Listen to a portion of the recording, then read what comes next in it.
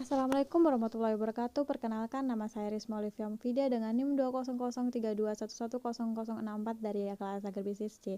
Di sini saya akan menyampaikan hasil pengerjaan saya mengenai isu-isu atau permasalahan dan kebijakan 3 komoditas pilihan untuk memenuhi tugas UTS mata kuliah Agribisnis Pangan dan Makanan. 3 komoditas pilihan saya adalah komoditas padi, jagung, dan garam. Pertama ada komoditas padi. Dilansir di tirto.id, permasalahan pada komoditas padi adalah produksi padi yang rentan pada tahun 2021 di Indonesia ini. Keadaan ini dikarenakan cuaca buruk, tinggi curah hujan, dan banjir yang tidak dapat diprediksi. Dilihat dari tahun sebelumnya, yaitu tahun 2020, ada 11 provinsi yang berstatus penghasil padi mengalami penurunan produksi dikarenakan curah hujan yang tinggi dan banjir yang melanda daerah tersebut. Menurut data BPS, produksi padi bulan Januari sampai bulan April 2020 mengalami penurunan ke angka 19 juta gabah kering giling dari angka 23 juta gabah kering giling pada tahun 2019.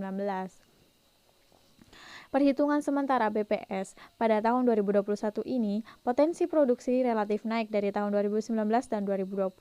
Namun Suryanto mengingatkan bahwa angka potensi tersebut bersifat relatif atau sementara, yang dapat berubah tergantung dengan cuaca. Sejalan dengan peringatan tersebut, gangguan banjir dan hujan sudah mulai terlihat pada bulan Februari lalu.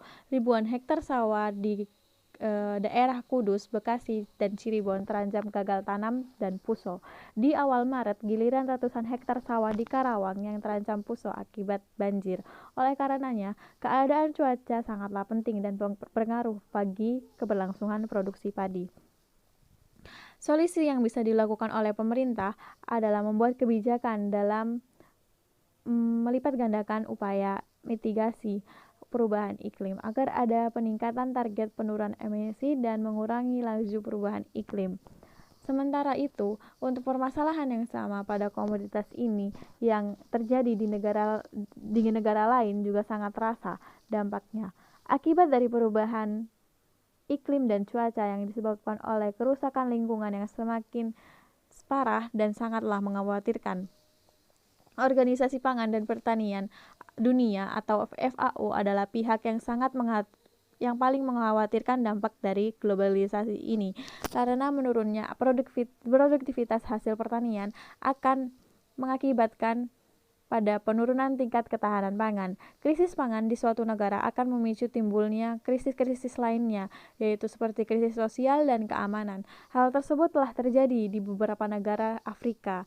Krisis pangan tersebut memicu meningkatnya tindak kriminal, gangguan keamanan, bahkan peperangan.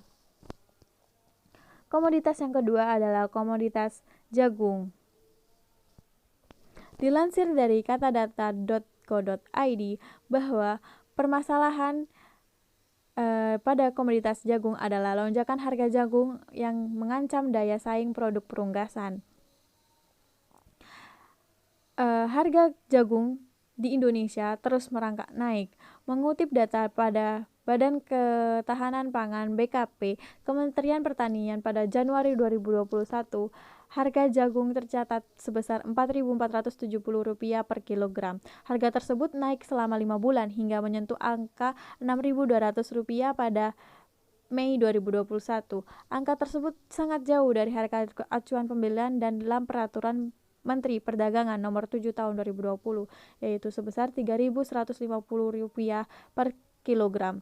Kenaikan harga jagung lokal terjadi bersamaan dengan melambungnya harga jagung internasional sebesar 36% sejak Oktober 2020 hingga April 2021. Melambungnya harga jagung menyebabkan harga pangan juga ikut naik. Akibat dari kenaikan ini, pelaku usaha dan industri peternakan unggas merasakan dampak yang sangat signifikan dari meningkatnya biaya pembelian bahan baku dan harga pokok produksi atau HPP ayam hidup. Oleh karenanya, untuk mengatasi permasalahan tersebut, perlu berbagai kebijakan dari pemerintah mengenai pengembangan jagung dan sinergi sejumlah pihak. Hal tersebut dapat berupa meningkatkan pasokan jagung untuk menjaga harga pakan dan menekan ongkos produksi peternakan. Selain itu, perlu adanya penguatan sistem logistik pakan atau bahan pakan agar dapat agar harga dapat merata. Dilansir dari From Police News, harga jagung juga melonjak hampir 50%. Hal ini dikarenakan pembuat makanan di Amerika Serikat bersaing dengan kekurangan tenaga kerja dan bahan. Hal tersebut juga disebabkan daerah penghasil jagung di Amerika Selatan yang kering. Selain itu, di Brasil, faktor yang menyebabkan harga jagung terus naik adalah masalah cuaca dan permintaan yang lebih tinggi dari perkiraan. Komoditas yang ketiga adalah komoditas garam. Dilansir dari bisnis.com, Menteri Perindustrian menyatakan bahwa garam hingga saat ini merupakan komoditas strategis yang penggunaannya sangat luas dan membutuhkan pertumbuhan penggunaannya pun juga cukup tinggi. Namun permasalahannya, Indonesia masih membutuh impor garam karena adanya sejumlah tantangan di dalam negeri. Pada tahun 2021 ini, total kebutuhan nasional mencapai 4,6 juta ton. Sementara menurut data BPS, produksi garam nasional tidak mencapai 1,5 juta ton, sehingga Indonesia masih harus mengimpor garam dengan nilai hingga 90 juta dolar Amerika Serikat pada tahun 2020. Masalah lain adalah keberlanjutan pasokan dan garam produksi dalam negeri belum sesuai dengan kebutuhan industri. Hal tersebut terjadi karena petani lokal seringkali mengabaikan kualitas garam dengan memanen garam lebih cepat dari waktu panen. Sebab itulah produksi garam lokal kurang bagus kualitasnya, sehingga menyebabkan pemerintah harus mengimpor garam. Oleh karenanya, solusi yang dapat dilakukan adalah pemerintah meninjau kembali kebijakan mengenai pembinaan para petani garam. Di Provinsi Kamboja, produksi garam mengalami penurunan 20% pada tahun 2021.